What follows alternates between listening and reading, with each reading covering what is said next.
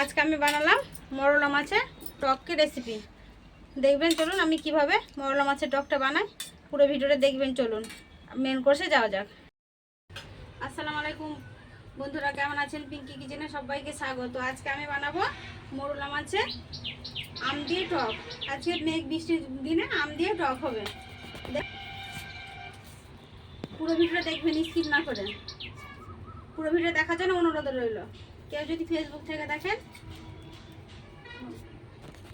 পেঁয়াজগুলো আমি কুচিয়ে নেবো। কেউ যদি ইউটিউব থেকে দেখেন, সাবস্ক্রাইব করবেন। ফেসবুক থেকে দেখলে পেজটাকে ফলো করে একটা লাইক দিয়ে সাথে থাকবেন। অবশ্যই বেশি বেশি করে শেয়ার করবেন। আমি পেঁয়াজগুলো কেটে নেবো। কড়াটা বসিয়ে দেবো। কাটা হয়ে গেছে, মাছটা মাখিয়ে নেবো। এতে আছে আদা, রসুন আর জিরে বাটা।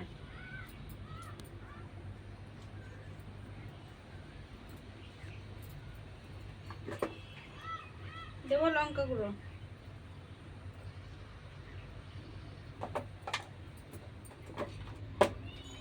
হলুদ গুঁড়ো,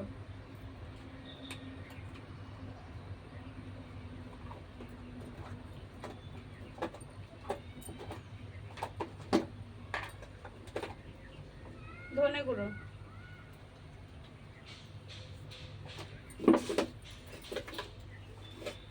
নুন,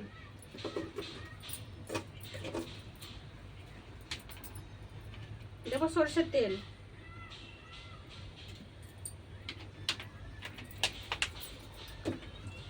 হাত দিয়ে ভালো করে মাছটা মাখিয়ে নেবো।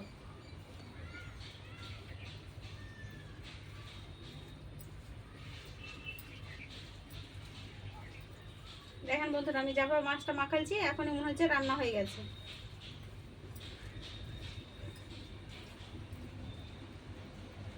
পেঁয়াজটা এভাবে ভেঙে ভেঙে দেবো। কড়াইটা গরম হয়ে গেছে, মাছগুলো ছেড়ে দেবো।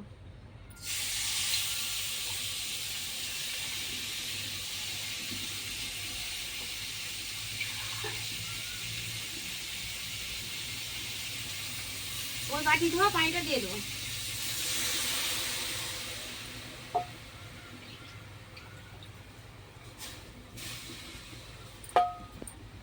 মাছটা আমি খুন্তি করে আলো করে একটু নাড়া দিয়ে দেবো।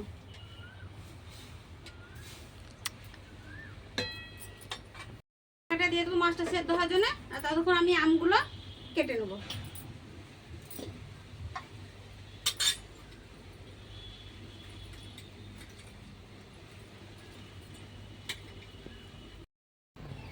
ঢাকাটা উঠিয়ে দেবো। মাছটা আমার সেদ্ধ হয়ে গেছে, এবার আমি আমগুলো দেবো।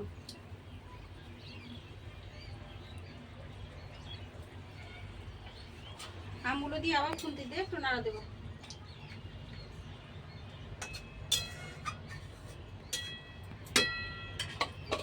মাছ থেকে লঙ্কা তুলে রেখে দুটো লঙ্কা দেবো। এইদিকে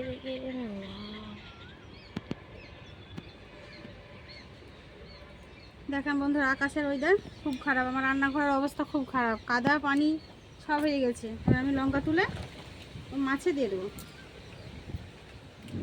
এতগুলো আমার লাগবে লঙ্কা, তার জন্য এগুলো তুলে নিলাম, মাছে দিয়ে দেবো। দেখেন বন্ধুরা, কত ঝড় পানি হচ্ছে, কত ঝড় হচ্ছে। আমার রান্নাঘর অবস্থা দেখুন।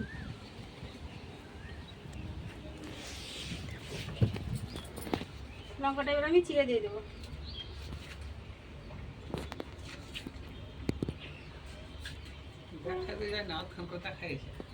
লঙ্কাগুলো আমি চিড়ে নিয়েছি, মাছের টকে দিয়ে দেবো।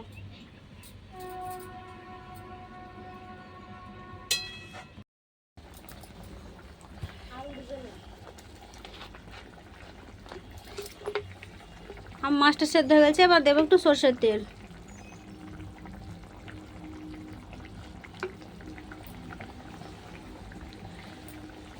সরষের তেলটা দিয়ে আমি 5 মিনিটের জন্য ঢাকা দিয়ে দেবো, না হয়ে যাবে।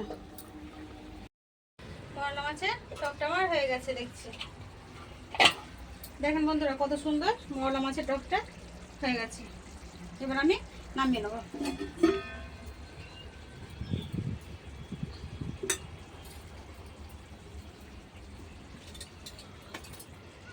মরলা মাছের টকটা নামিয়ে নিলাম।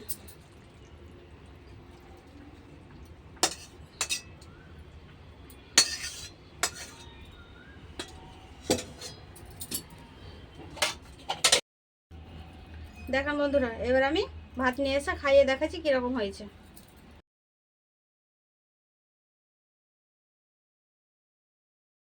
নিয়ে চলে এসেছি, টকটা আমি খাইয়ে দেখাবো।